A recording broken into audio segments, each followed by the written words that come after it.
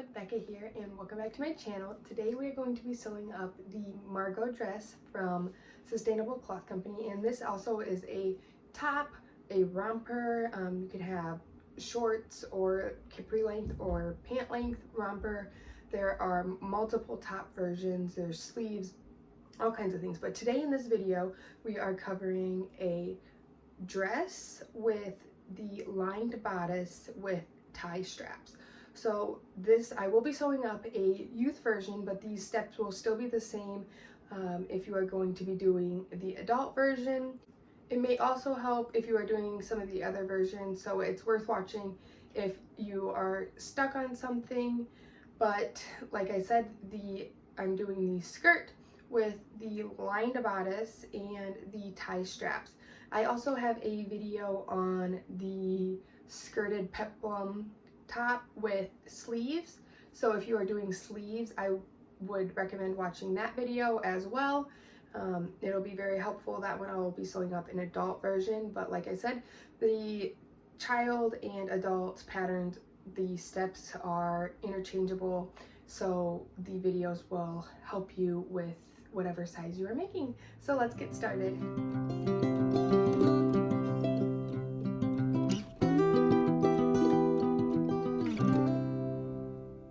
I have my fabric picked out here. I am using this panel for the bodice, and then I will be using this print for the skirt and the straps as well.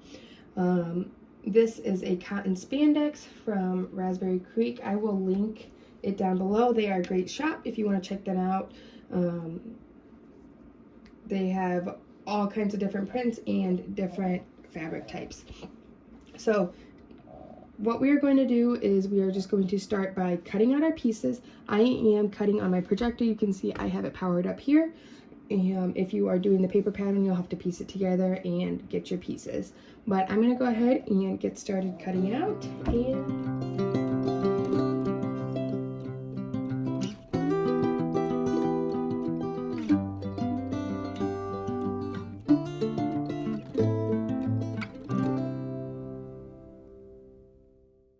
A few things. I cut my fabric out already, but I just wanted to talk real quick about your pattern pieces.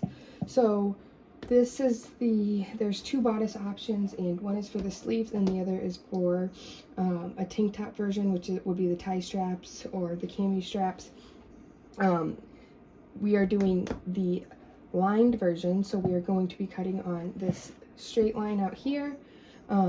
If you are doing the unlined version with the binded edges, you will cut on this dashed line.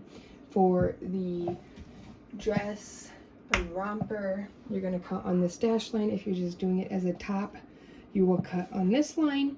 And for the cami, I know it's kind of hard to see, but there are little markings which basically just line up with these dashed lines for your strap placement. So I just wanted to show you that.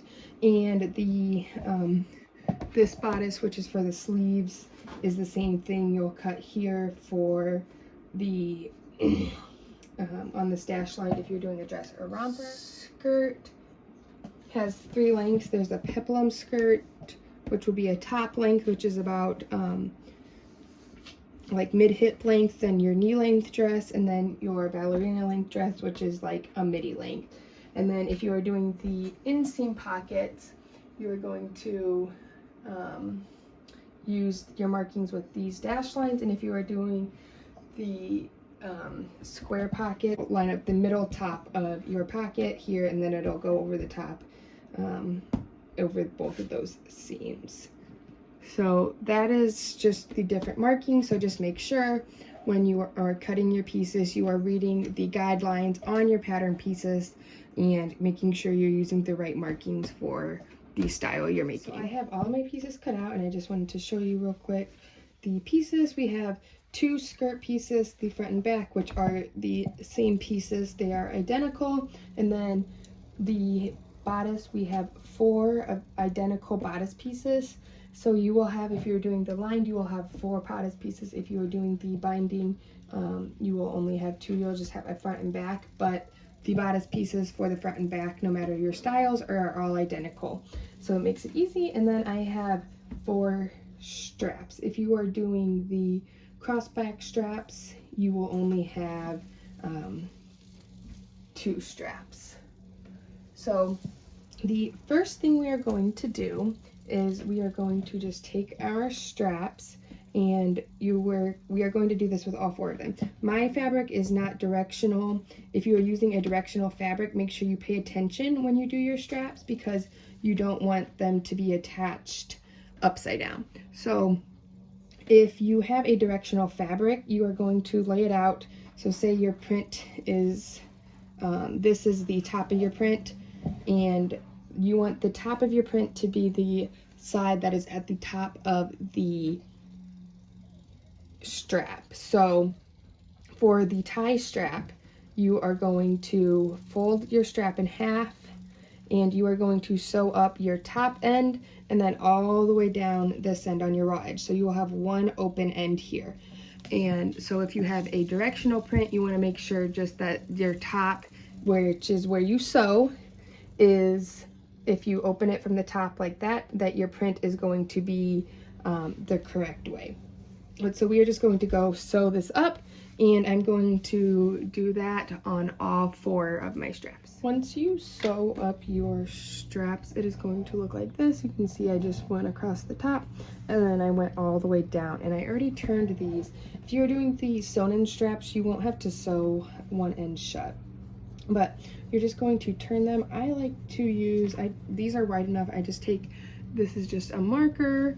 Sometimes I use makeup brushes or whatever.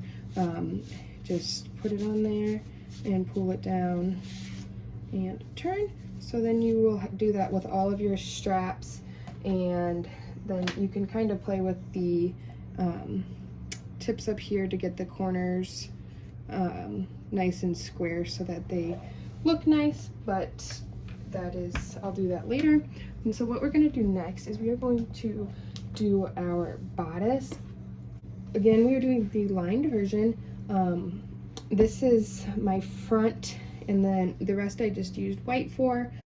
And then this one I cut, it had a line on it, but I'm just gonna, I didn't want to waste it, so I'm going to use it for my lining.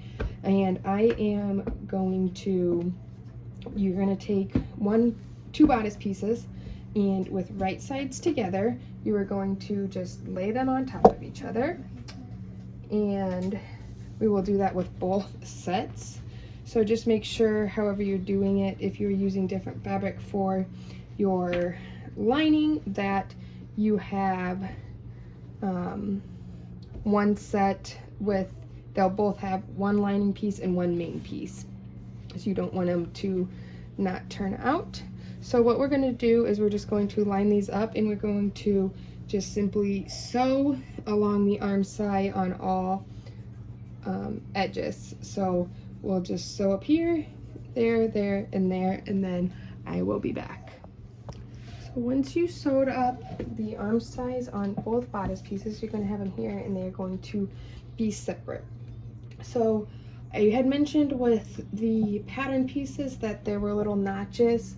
Basically, you don't really need to mark your notches. The notch just basically lined up right here with your seam. So I just use that as my marking. And so what you are going to do is you're going to take one bodice, you're going to take your straps, and you're going to open it up a little bit, and you're going to slide your straps in here with, you want one edge to have the seam on it. So this is my seam here. I like to put the seam facing inwards, like towards the neck. It doesn't really matter, but that's just how I do it. And butt up your folded edge right to the seam, and then clip that on there. And then we're going to do the same thing over here. So I'm going to take my strap, and my fold is on this side, my seam is over here, and I'm going to get that fold lined up in that seam so that it's nice and tight in there. And then we are just going to sew across there. So we will do that on the back as well. It's the same exact steps, so you'll put those in, and we're going to sew that up. If you are doing the cross straps, you will do the front and then you would come back and then you would attach these straps to the other bodice. But since the tie straps, your two bodice pieces are completely separate until the following step. So I'm going to go sew those up and be back. All right, here are my bodice pieces. It's also not a bad idea to go over, if you have a sewing machine, and just in the seam allowance here, do a couple back and forth straight stitches just to reinforce those straps, because they do tend to get a lot of tension and stuff on there. So it'll just help that, keeping that seam from popping. But that's completely optional. I just wanted to recommend it. But what we're going to do next is we're going to take one bodice piece and we're going to just kind of fold it open as much as we can here, and then we're going to take our other bodice piece, and you want to line up, again, I said I was using pretty much all the same fabric, but if you are using different main and lining fabric, you want your main pieces to be touching and your linings to be touching when we do this step. So this is my main front fabric, so this would need to be my main back fabric, and we're just going to line up our sides over here and then matching up and nesting our seams here. And if you don't know what nesting is, it just means that one seam is folded this way and the other is folded that way to reduce the bulk. And that also helps your seams to line up nicely when you stitch them. They kind of catch on each other. So we do that on both sides and match up that center seam and then our edges, and I'm out of clips, so I'm not going to finish that. But so what we're going to do is we're just going to sew up these side seams, and then our bodice will be done. So I'm going to go do that. It's going to look a little weird right here, but all you're going to do is just fold these down, and then you just kind of take your straps and pull them out. And with how we lined them up with that seam, they should be hitting right in that seam there nicely. So there shouldn't really be any extra space between your arm size seam and your strap.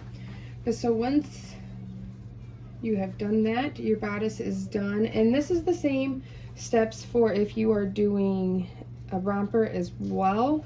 The romper, you would first have to construct your pants before we get to the gathering, but your bodice is going to be the same. And so our bodice is done, and then obviously you would tie your straps, but I just like to wait usually until that is on to get them the right length. So I'm going to set my bodice aside, and then we are going to take our skirt pieces. And the first thing we're going to do, if you are doing the inseam pockets, you would do that now. You would take your marking and you would sew a pocket piece onto each skirt piece, and then the rest of this would be the same. If you were doing the patch pockets, this will be the same steps here. But so what we're going to do is we're just going to line up our shorter edge here on both sides, and we are just going to sew up the side seams. Now, if you were doing the inseam pockets, you would sew and then go around your pockets and back down, but that would be the only difference. So I'm going to go sew up my side seams and be back.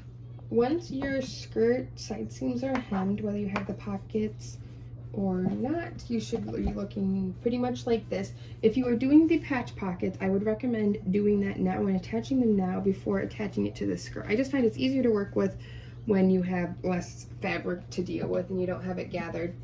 So I would do your patch pockets now if you were doing that. If you're doing the inseam pockets, everything should be done. You would just have them sewn up here.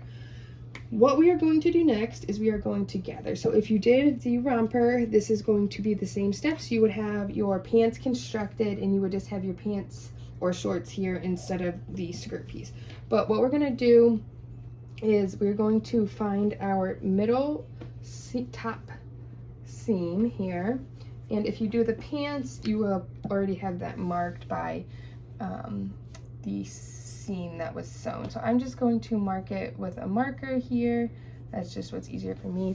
And then I am going to gather this. If you need, I love gathering with elastic. I'm not going to do it for this one, just because I don't have the elastic on hand. But if you would like to learn how to gather with elastic, I do have a video for that I will link in the description. But I am just going to gather by putting the gathering stitches in through my serger. You can also do it using a long straight stitch iron machine. So I'm going to go ahead and get this started gathering, and then I will be back. So I have my gathering stitches in, and what I'm going to do next is I'm just going to take my bodice and do the same thing we did on the skirt, is find my center point on my front and back, because your side seams will all line up together.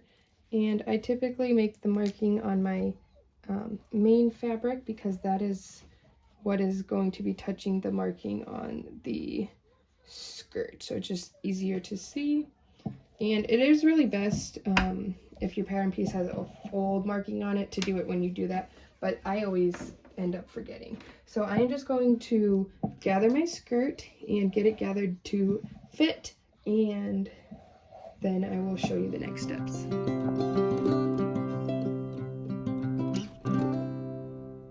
Alright, so I have my skirt gathered to about the size of my bodice.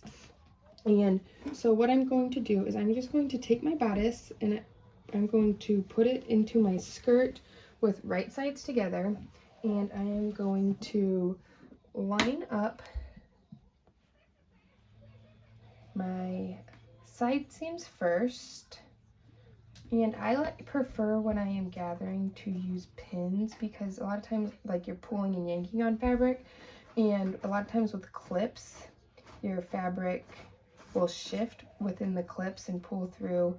So the pins just really make everything kind of more permanent. So then I will find my center points and line those up, and just kind of make sure my gathers fit in there. And I usually like to gather a little bit too much, and then it's easier to take the gathers away than add them at this point. So, and then I'm just going to even them out. Okay, so once you have messed with your gathers and got them all evened out, and so that they fit within your quarter points, then all you're going to do next is you're going to sew it on. And I typically like to baste my gathers on first and then put a stitch in. The basting just really helps your gathers stay, and especially when you are serging, a lot of times, depending on where your gathering stitches are, the stitching could get cut, which will then release those threads and your gathers will come undone. So basting just makes sure that your gathers stay where they are when you put that in. So I'm going to go ahead and go do that and be back, and we are almost done. So once you have attached the bodice, if you use basting stitches, you're going to want to pull those out, and you can maybe give it a good press if you want, but I did just go ahead and tie those straps up there. And then our very last step is we are just going to hem, and this pattern has a 1 inch hem allowance, which means you will fold it over a total of 1 inch, and then you will stitch that your preferred method. You can use a cover stitch, you can use, this is wide enough, you could even just do a straight stitch that doesn't have stretch, a zigzag, however you want, but you will hem that and then you are done. Alright, so once you have hemmed your skirt, or if you were doing the romper, you would have hemmed your pants or shorts, and you are done. And this is so cute. These are adorable. This is one of my new favorite dress patterns. I love the tie straps, and then there's just so many different options with the sleeves and the romper options that you could really make a whole wardrobe out of just this pattern.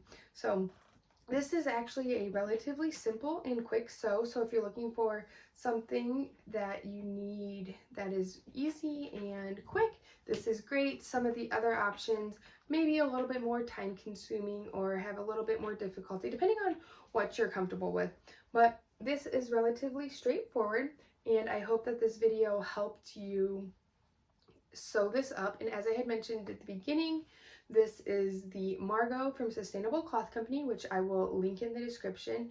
This fabric is from cotton spandex from Raspberry Creek Fabrics, which I will also link down in the description. This pattern also comes in a youth sizing, which is newborn to, I think, a youth extra large, I believe, and then also adult sizing that goes up to, I believe, an adult 5X. So you get a lot of different sizing options in this as well, which makes it great. But if you found this video helpful, make sure you give it a like and subscribe to my channel for future videos. And also make sure you check me out on Instagram at @sobex, where you can give input on future projects or just see what I am working on. So thanks for watching. Bye.